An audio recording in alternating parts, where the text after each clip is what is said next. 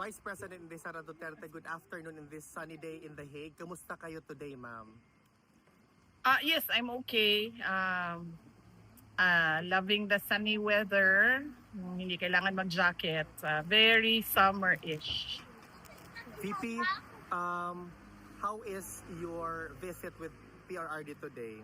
Um, Very good. Very happy ang mood ni President Duterte. And binanggit ko sa kanya na bago ako pumasok kanina, merong mga Filipinos na saan na sila? Yes. Merong mga Filipinos kanina na nag-aantay sa labas at nagpapaabot ng kanilang pangangamusta sa kanya.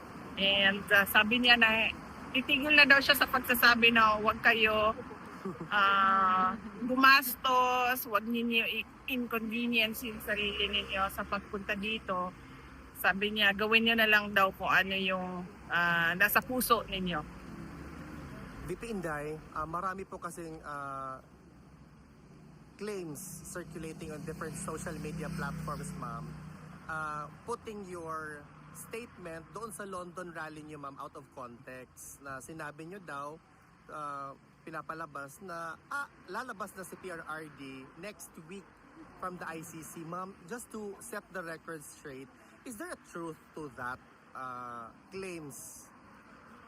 Wala akong sinabi doon sa speech ko na lalabas sa si PRD next week. Hindi ko alam kung saan nagsimula yung ganon, pero definitely wala doon sa transcript na nagsabi ako na lalabas na si PRD sa ICC or lalabas na si PRD next week.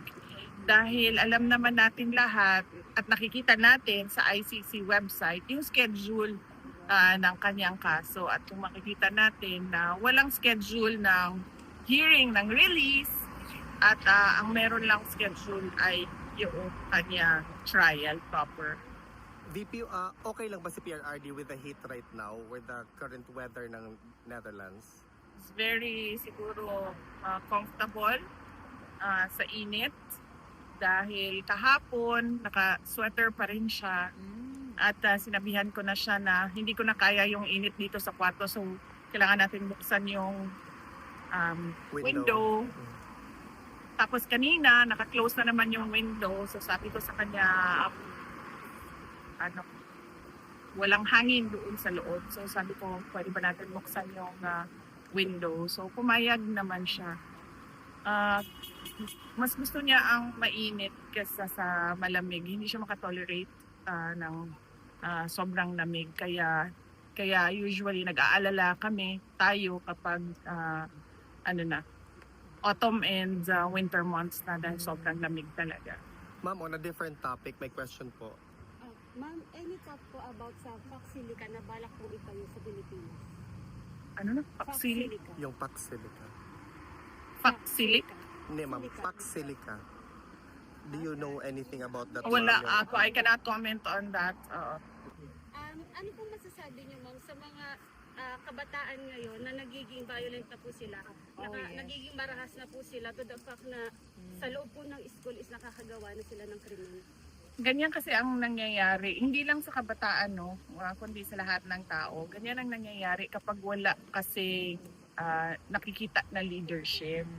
Nagkakanya-kanya yung mga tao. Kung makikita ninyo sa mga empleyado ng gobyerno ngayon, ganun din yung mentality nila. Nagkakanya-kanya sila.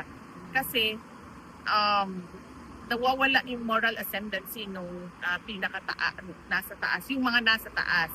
Sinabi natin nasa taas, yung ating president, yung ating mga cabinet secretaries at iba pang nagtatrabaho sa Office of the President. Kapag ganyan yung nakikita ng mga tao, nawawala yung respeto. Kapag nawawala yung respeto, nagkakanya-kanya lahat ng tao.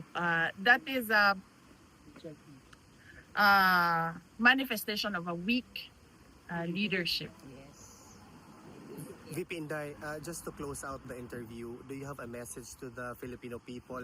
Actually, there's a lot of statement coming from, or reaction nila sa SONA na pawang promises lang daw kuno ni BBM. And actually, I'm one of the many Filipinos who are very much excited, no, sa 2028 election kung magkakaroon man, ma'am. What's your message to people like me and millions of us? Oo.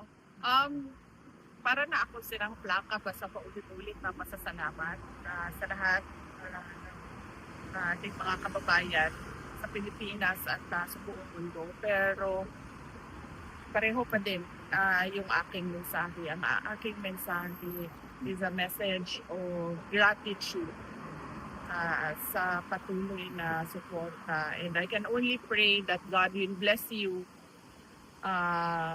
in your personal lives because of your love for your country. And kanina tinanong pa si President Duterte kung meron pa siyang mensahe para sa inyo dito sa labas na nasa Duterte Street. Meron siyang mensahe pero in general kasi yung kanyang pinadala na mensahe at sasabihin ko verbatim.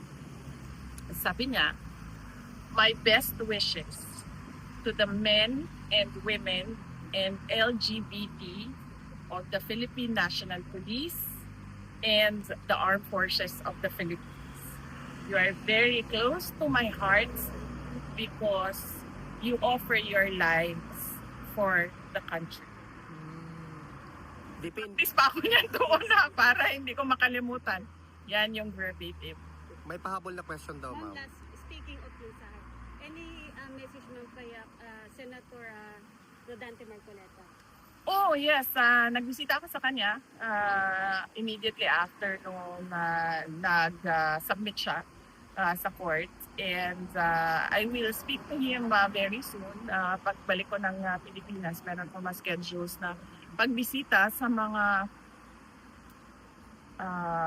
politicians and mga individuals na nagsusuporta ng mga politicians na nasa detention.